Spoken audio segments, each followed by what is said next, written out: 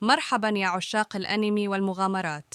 اليوم سنعود بالزمن إلى البداية، إلى الحلقة الأولى من يوغي يو بعنوان مبارزة الأحلام.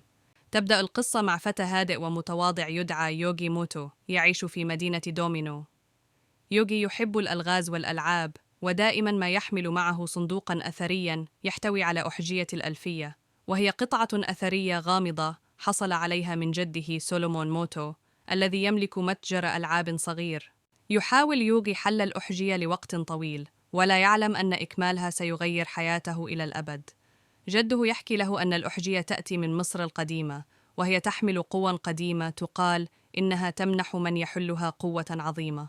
على الجانب الآخر نقابل سيتو كايبا، شاب عبقري وبارع في مبارزة الوحوش، لكنه متعجرف ومهووس بجمع بطاقات نادرة. يكتشف كايبا أن جد يوغي يمتلك واحدة من أندر بطاقات اللعبة، التنين الأبيض أزرق العينين، وهي بطاقة لا يوجد منها سوى 4 نسخ فقط في العالم. كايبا يزور متجر الجد ويعرض مبلغاً هائلاً لشراء البطاقة، لكن الجد يرفض قائلاً: هذه البطاقة لا تقدر بثمن. يشعر كايبا بالإهانة ويقرر أخذ البطاقة بالقوة. يبدأ كايبا مبارزة مع الجد لإثبات قوته وأخذ البطاقة. رغم أن الجد مبارز خبير، إلا أن قوة كايبا واستراتيجياته المتقدمة كانت كافية لهزيمته. يشعر يوغي بالغضب والحزن عندما يرى جده ينهار بعد المباراة، ويقسم أن يعيد له كرامته وبطاقته. في لحظة حرجة من الحزن والغضب، يعود يوغي إلى غرفته ويكمل أخيراً أحجية الألفية. بمجرد أن تكتمل، تنبعث منها قوة غريبة، ويجد يوغي نفسه متصلاً بروح قديمة، روح الفرعون أتيم. هذه الروح تمنحه قوة جديدة وثقة غير عادية. يقبل يوغي تحدي كايبا، وتبدأ مباراة مثيرة. بعدما تحدى يوغي خصمه كايبا لإنقاذ كرامة جده واستعادة بطاقة التنين الأبيض أزرق العينين، تبدأ أول مباراة حقيقية في عالم مبارزة الوحوش. كايبا بصفته مبارزاً محترفاً ومديراً لشركة ضخمة، يظهر ثقته الكبيرة بنفسه، في حين يبدو يوغي هادئاً لكنه عازم على الفوز. كايبا يبدأ المبارزة بقوة، مستخدماً بطاقات تدعم استراتيجياته المدمرة. يستدعي وحوشاً قوية ويحاصر يوغي بأساليبه الذكية.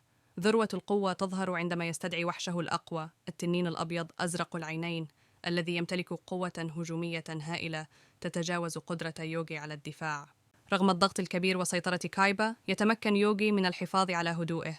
بفضل ذكائه واستراتيجيته، يبدأ في استخدام بطاقات التعويذات والفخاخ لإبطاء تقدم كايبا. مع كل حركة، يثبت يوغي أن المبارزة ليست فقط قوة وحوش، بل عقل وتحليل. لحظة استدعاء إكسوديا. عندما بدا أن كايبا على وشك الانتصار، يفاجئ يوغي الجميع بخطته النهائية. كان يوغي خلال المباراة يعمل بذكاء لتجميع بطاقات إكسوديا المحرم، وهو أقوى وحش في اللعبة، لا يمكن هزيمته إذا تم جمع أجزائه ال5.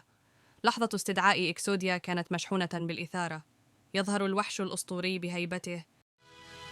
إكسوديا! هذا أمر مستحيل! لم يتمكن أحد من استدعائه! إكسوديا! انههم! ويهاجم بضربة واحدة، محطماً التنين الأبيض أزرق العينين ومنهياً المباراة لصالح يوغي.